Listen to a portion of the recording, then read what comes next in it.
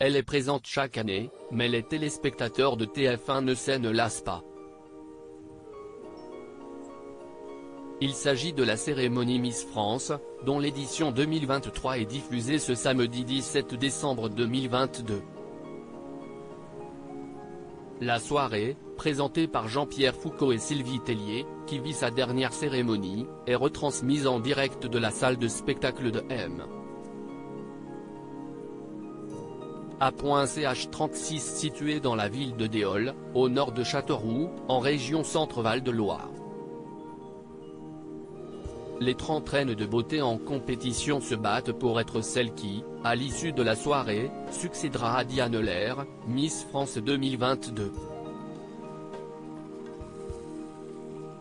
Cette cérémonie est placée sous le signe du 7e art.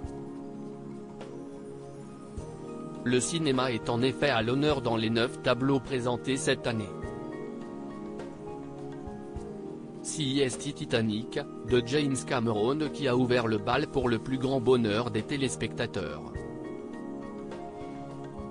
Un tableau qui a émerveillé le public comme le jury, composé de la judokate française médaillée d'or aux Jeux Olympiques Clarisse Agbenienou, du producteur et acteur Dominique Besnéard, du comédien Arnaud Ducret, du chanteur Kenji Girac, de Bérangère Krief ainsi que de Marine L'Orphelin, Miss France 2013, et du président de ce jury Francis Huster.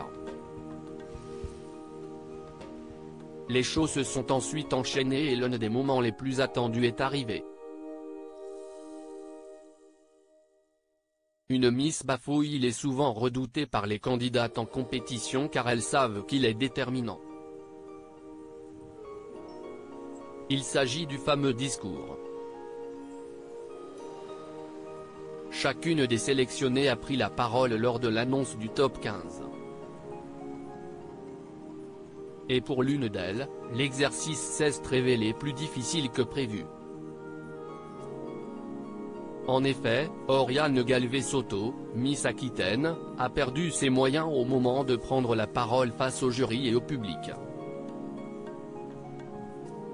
Bonsoir à tous, je m'appelle Oriane Galvez-Soto, j'ai 23 ans, pardon. A-t-elle tout d'abord déclaré avant de bafouiller une première fois. Après avoir repris ses esprits, elle a poursuivi, « Je suis maquilleuse et aussi directrice d'une jeune marque de bijoux, Richard Ross. Je suis de nature aventureuse et CIST pour cela que j'irai dans chaque région si vous m'élisez ce soir pour vous rencontrer. » Pardon.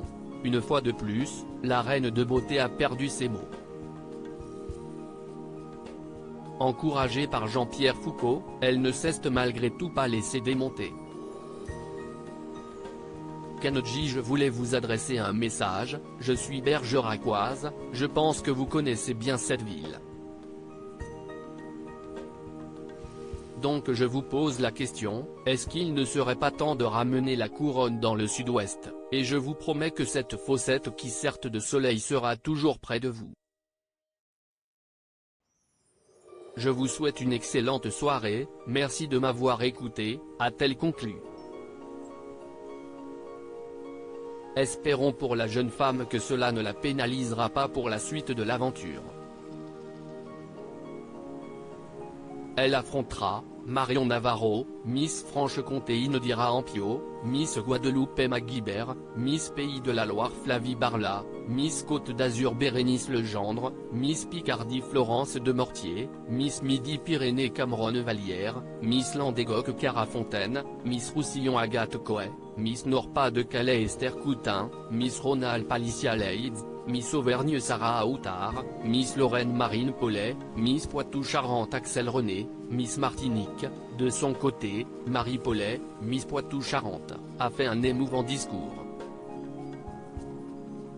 La jeune femme a révélé que par le passé, elle a été victime de violences conjugales.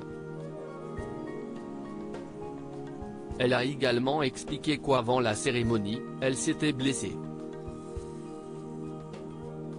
Elle s'est en effet fait une entorse avant de venir. Mais comme on dit, show must go on.